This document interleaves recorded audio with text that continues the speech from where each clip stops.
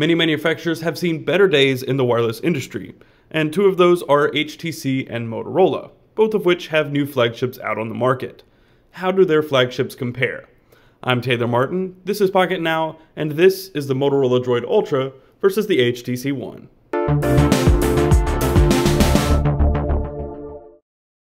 To say Samsung is dominating the mobile space is, well, an understatement. As of July, it held 30.4% of the global smartphone market share, compared to 13.1% by Apple and 5.1% by LG. As popular as brands like HTC may be, many of them are lumped into the dreaded other category. Samsung's success has come at the expense of many of its competitors' market performance, which has forced many of them to hit the drawing board and start anew. Two of the most notable companies to do this year are HTC and Motorola, with their latest flagships, the HTC One and Droid Ultra. Which of the two is the better phone all around? That's what we're here to find out. Aside from being the same general size and shape, a rectangular wafer-like shape like practically every other modern smartphone, the HTC One and Droid Ultra have very little in common in terms of appearance, hardware specs, and the like. From a physical standpoint, the two are a stark contrast from one another. On one hand, the HTC One is one of the most well-designed, well-put-together, beautiful smartphones we've ever seen, period, much less just for Android. Its chassis is made almost entirely of a tough aluminum, never mind the dent on ours, that can be likened to the build quality of many Apple products. It's a highly regarded phone with spectacular build quality. Its contoured back slips comfortably into the palm of your hand, and it truly feels like a premium device, worthy of a premium price tag. On the other hand, the Droid Ultra is none of that. It's made almost entirely of plastic, more like a Samsung device than the Motorola smartphones we've come to expect and sometimes love.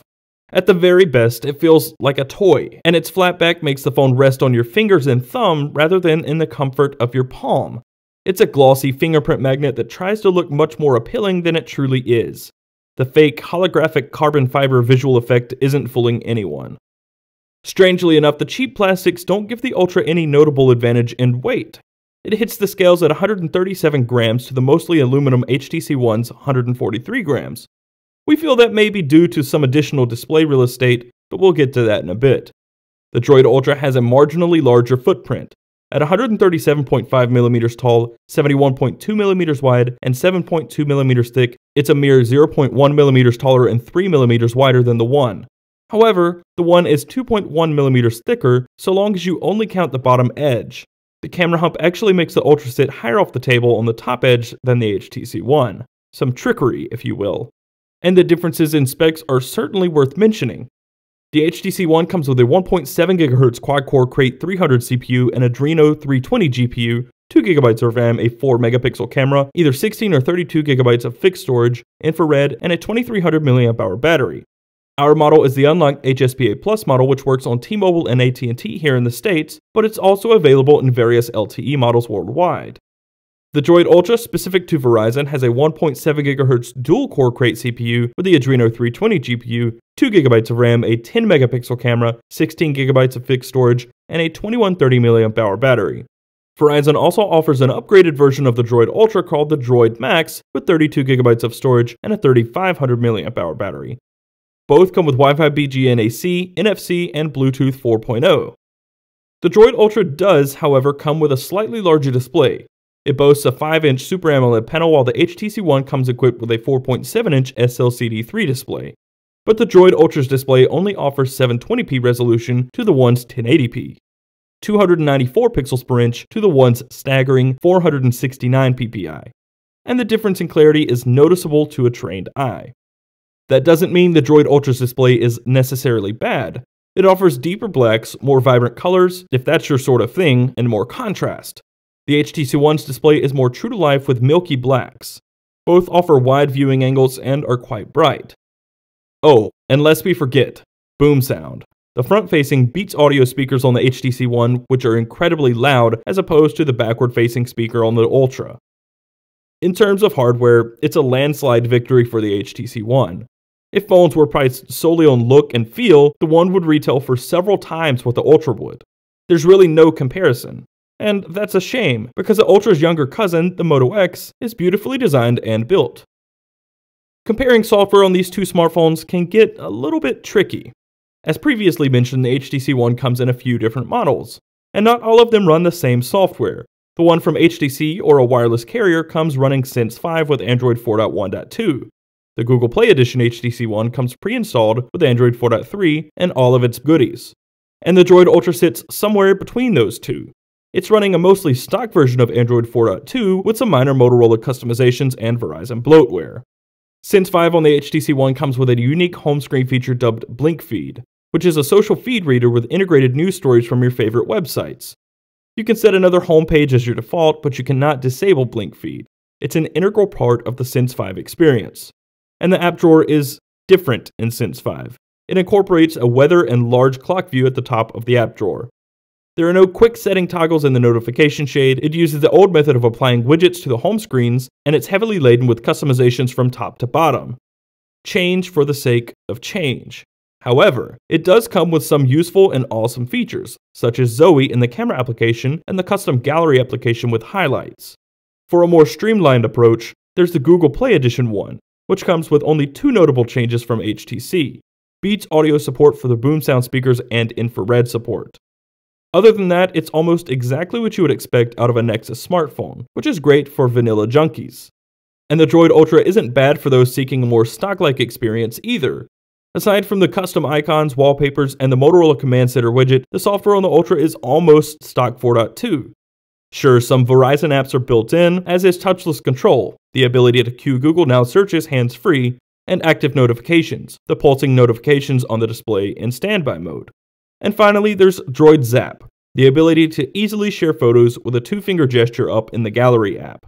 So what do we make of all this? There are choices when it comes to software, and that's a great thing.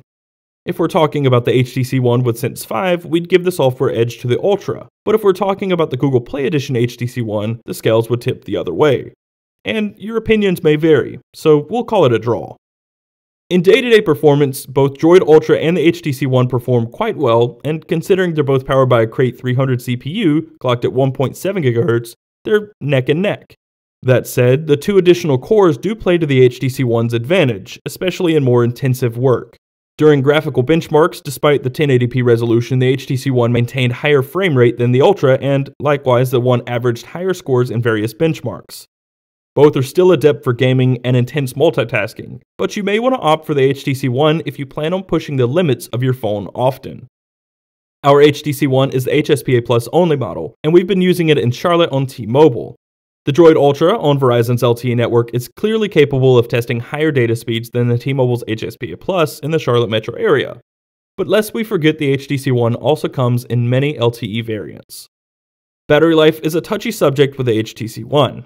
Some claim to have stellar stamina on the One, while others claim the opposite. We're somewhere in the middle, as the 2300 mAh battery can typically last a full day on moderate usage, but also needs to be plugged in the late evening. The Droid Ultra, at least so far, seems to be comparable with that, and its 2130 mAh battery leaves us wanting more. Fortunately, that's why the Droid Max exists.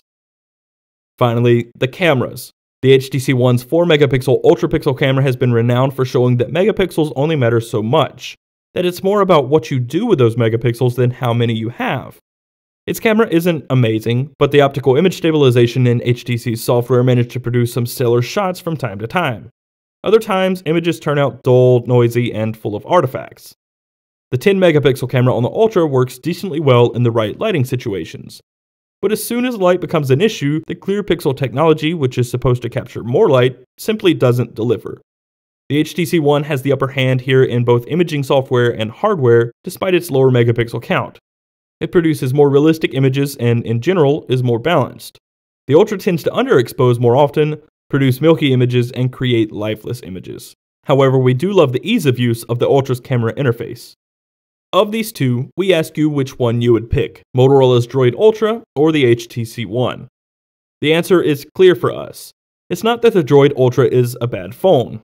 It isn't. Its software is quite nice with some very useful features without being too bloated, and it performs respectably well. But the HTC One is in an entirely different league. The Ultra's build quality is admittedly not Motorola's best work, whereas the One is some of HTC's finest. The One's build quality is unprecedented. It comes with two fantastic software options, its performance is great, and it's widely available. For the price, the only way we would recommend the Droid over the HTC One is if you're in need of extra long battery life. In that case, we wouldn't technically recommend the Ultra, but its next of kin, the Droid Max. That's going to wrap up this comparison. If you enjoyed the video, be sure to let us know by clicking the thumbs up button below and subscribing. You can find us on Twitter, Facebook, and Google+ at Pocketnow. And be sure to stay tuned for more Droid Ultra coverage over the next week, as well as the many videos you'll see from Aoife, from Michael, and Anton in Berlin. I'm Taylor Martin. You can find me on Twitter at CasperTech, and I will see you next time.